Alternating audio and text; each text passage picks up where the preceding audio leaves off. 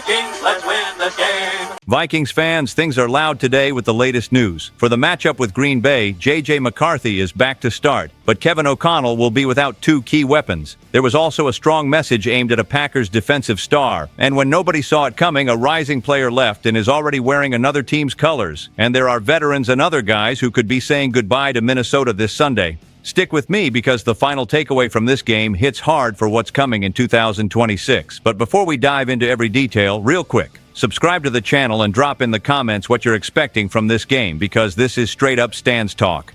J.J. McCarthy is going to be the starter against the Packers. Confirmed.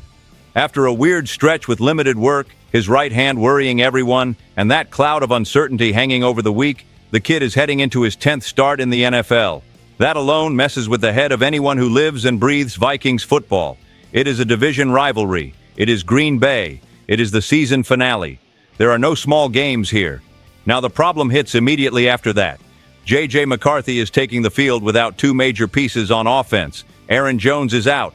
The hip did not clear. And T.J. Hawkinson is not playing again, with the shoulder still bothering him. And you feel the weight of that. Because it is not just talent, it is security for a young quarterback. It is a third down option. It is leadership inside the huddle. Take all of that away at once, and the picture changes. Jordan Mason takes over the backfield. He is coming back from an ankle injury and will carry the load. Ty Chandler and Xavier Scott help in the rotation. You can do the basics, but nobody here is naive. It is not the same impact. In the passing game, Josh Oliver holds it down as the primary tight end. Ben Sims and Ben Urasek mix in with specific packages. Does it work? It can, but it demands perfect execution. The upside is that J.J. McCarthy will have his wideouts. Justin Jefferson is there. Jordan Addison too. Jalen Naylor is available. That changes everything. The defense cannot load the box without paying for it. And Brian O'Neill is healthy at right tackle. That helps a lot for a quarterback coming off a hand issue. Less direct pressure. More time to read. To be honest with you, this game says more about the future than the score. McCarthy had a tough year, injury, ugly numbers, criticism from every direction. December was better, more control, fewer careless mistakes. This game is his chance to close the year with a different feeling. It is not about padded stats, it is about command, poise, fast decisions. The coaching staff trusts him. Kevin O'Connell made that clear. He practiced almost the entire week. He finished the week as a full participant. There is no designation. He is starting with no asterisk. That matters. It sends a message to the locker room. It sends a message to the fans in purple and gold. But let's not romanticize it. The offensive line still has holes. Christian Darrisaw and Ryan Kelly are still out. Those are massive pieces. And on the other side, even with missing parts, the Packers always make it complicated. Rivalry does not respect logic. It never has. You only get this kind of red right here, from a Vikings fan's viewpoint that feels every snap. This is not just dry news, it is a bleachers feeling, and I want to hear from you. What are you expecting from J.J. McCarthy in this one? Full confidence, or are you cautious? Tell me in the comments, and stay with me, because the next story has McCarthy sending a real message toward one of the most feared defenders in the league, and it changes the vibe of this game. J.J. McCarthy is not the kind of guy who puts on a show at the microphone, but this time he spoke with a respect that also sounds like a warning. The topic was Micah Parsons. And yes, I know, Parsons is not playing. He is out for the rest of the season. Still, the way McCarthy brought it up tells you a lot about how this kid sees the game and how he wants to be seen in the NFL. McCarthy basically said this: put Micah Parsons on any defense and everything changes. Any defense. He called him one of the best in the league, and then he went further, talking about a Hall of Fame type future. It did not sound like media talk. It sounded like a player recognizing that some guys ruin your entire week of preparation. And here is the interesting part. Even without Parsons, he did not treat the Packers defense like a walk in the park. He mentioned Jeff Hafley, the defensive coordinator, and praised how sharp his mind is. Then he said it straight that the work is still going to be hard. This rivalry matters for both sides. And when a quarterback says that, he is sending a message to his own locker room, like do not relax, do not get cute, show up ready. Now what really matters is the context. Because McCarthy had been dealing with the right hand injury. The coaching staff was being cautious, work with the trainers, a throwing session, then getting back into practice, no guarantee of every rep. And then he shows up talking with that kind of confidence like he is itching to be on the field. He said it himself, you do not want to pass up a chance to play in a game like this. 2 games a year with history and tradition. He talked like someone who understands the temperature of the fans in purple and gold. And I will tell you, that is exactly what I wanted to hear. A young quarterback cannot sound small. He cannot sound like it is just another game. Packers is not just another game. It is the rival you remember forever. I am 55 years old. I have seen too much with this team, and every time we show up soft against Green Bay, we pay for it. To be honest with you, I like when a guy shows respect without showing fear. Respecting Micah Parsons is obvious, but the way he said it makes it clear, sure, he is a monster, but we are playing. And when he stresses that the matchup is bigger than any one person, he is buying into what this franchise is about. He is saying he wants to be part of this chapter, not just a guy passing through Minnesota. And there is another detail. Parsons not playing removes a ghost, yes. A pass rusher like that changes the plan, changes the reads, changes how you protect. But it can also become a mental trap. The team thinks it is easier now. Then come the dumb mistakes. Holding, a fumble, a pick, and suddenly your Sunday becomes a nightmare. So I am with McCarthy on this. Feet on the ground. Respect. Rivalry in your chest. Execution. Because if he closes the year with poise, even without a couple key pieces, that becomes fuel for 2026. And yeah, the next story already hurts. It involves a rookie who was delivering on special teams and suddenly we lost him for good. It sounds small, but it messes with depth in the future. And now a story that caught everyone by surprise. The Vikings cut the rookie linebacker and he barely had time to blink. That is right. Austin Keys is gone. He went through waivers and ended up with the Arizona Cardinals. In other words, it is over. You cannot bring him back to the practice squad. Lost is lost. And when you look at what he had been doing, you understand why this became a real talking point for anyone who lives and breathes Vikings football. Austin Keys arrived as an undrafted rookie, but he did not arrive like just anyone. The team gave him guaranteed money, which is rare for that kind of bet. And he walked into a crowded linebacker room. Blake Cashman and Ivan Pace were at the top. Eric Wilson was right there fighting for space, and he ended up becoming a major piece in Brian Flores' scheme. There were also rotation names and special teams guys, people who lived for that third phase of the game. And still, Austin Keys made the 53-man roster. In the preseason, he played well. And once the season started, he became a real presence on special teams. Not just filling a jersey, he was in it, running, hitting. He appeared in 11 games. He logged 191 special team snaps, plus a few on defense. He finished with 7 tackles on the year, and he even got a sack on Jake Browning back in Week 3. For a rookie nobody drafted, that is production, that is earning your spot. And then comes the part that makes fans scratch their heads. The team did not even need the roster spot urgently. It was not some situation where they had to open a spot today or everything falls apart. And still, they cut him. They cut a young player who was under contract for 2 more years. He is 23 years old. He has the legs to fly on special teams until the opponent breaks. To be honest with you, I cannot call that an obvious move.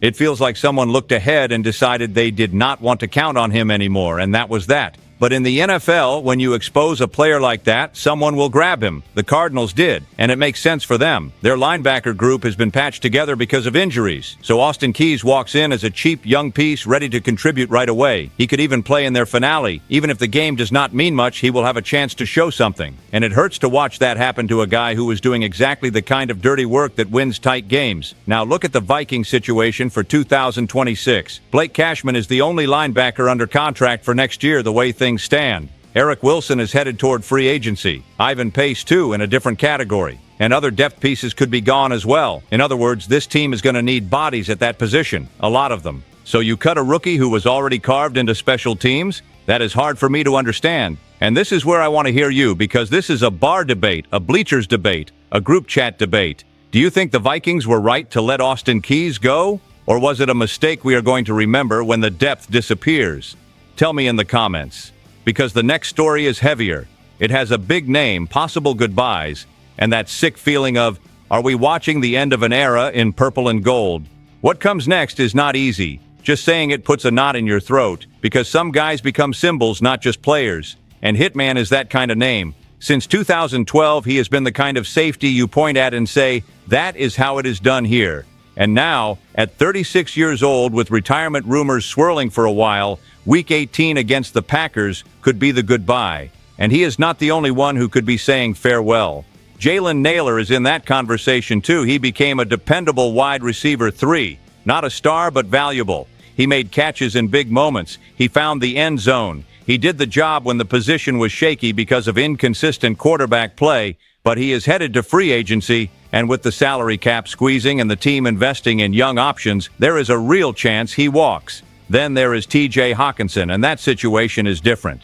He is a big name. He came in on a major deal with the Lions, and he helped a lot back then. But 2025 did not match what everyone expected. And when you combine quieter production with a heavy contract, trade talk starts. It is not a talent issue, it is roster math. And with him back on the injury report, you start thinking, was the last time we saw him in purple and gold already behind us? That is tough. And then there is Eric Wilson, and honestly, I did not see this season coming from him. Brian Flores turned him into a machine. Tackles for loss, pressure, sacks, constant presence. The kind of linebacker who pops on screen and you say, there he is again. But he is on a one-year deal, cheap. And after a season like this, the market is going to come for him. Will Minnesota keep him? I want them to. But it will cost. To be honest with you, a list like this is not just off-season gossip. It changes how you watch the game.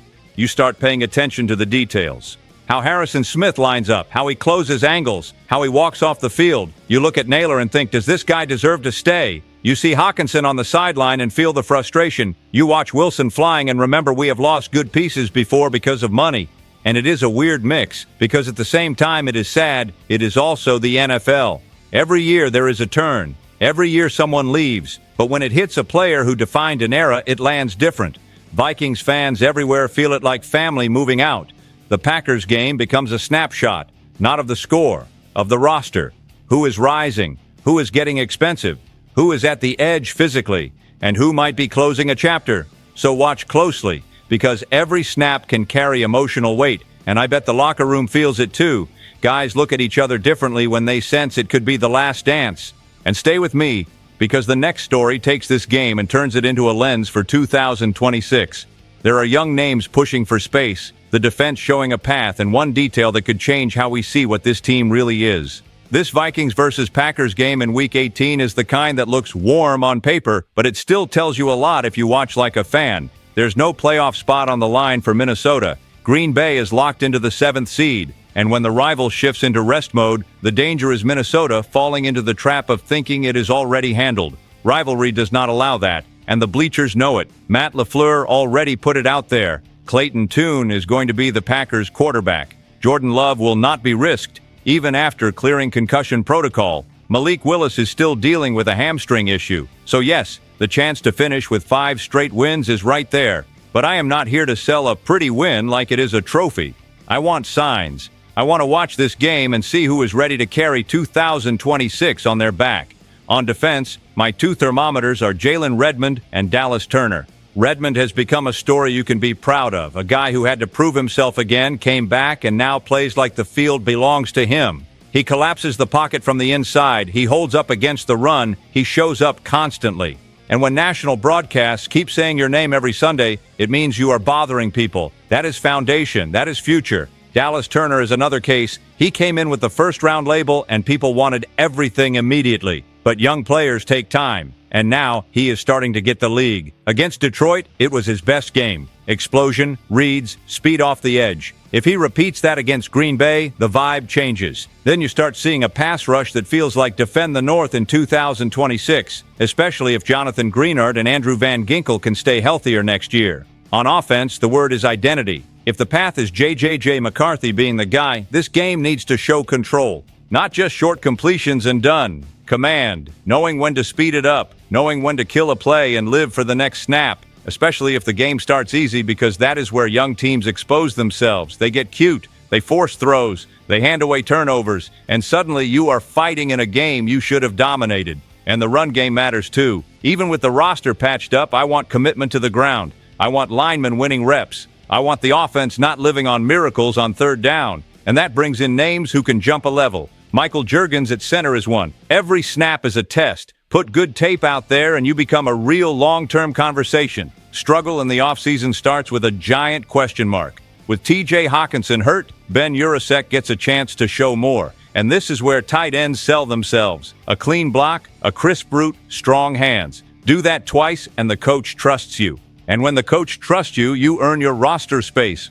On special teams, without Miles Price, I am watching Ty Felton. As a returner, he has to show courage and intelligence at the same time. Because returning is not just running pretty. It is choosing. It is protecting the ball. It is knowing when to take it out and when to take the fair catch. That flips field position. That turns a warm game into a loud one. To be honest with you, Week 18 is a mirror. It shows who plays hungry when the spotlight is not blinding. It shows who disappears when the script gets comfortable. And it shows whether the Vikings are truly growing or just stacking late wins because the schedule allowed it. This is a bleachers read. This is where Purple Faithful separates illusion from construction. And here is the last twist. If the Vikings win, they finish half a game behind the Packers. Half a game. In a year full of chaos and punishment.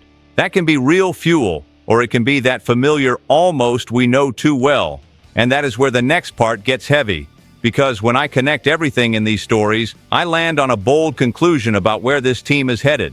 Breathe with me, because this Sunday sums up everything. J.J. McCarthy is back, and he has to command it even with key guys out. The defense has young pieces flashing the future, but the Austin Keys exit and possible goodbyes hit you in the chest. Harrison Smith might be living his last chapter in purple and gold. I want posture, hunger, and zero mistakes against Green Bay. Drop a comment because this space belongs to everyone who lives and breathes Vikings football. Stay tuned. SKOL Vikings, let's go.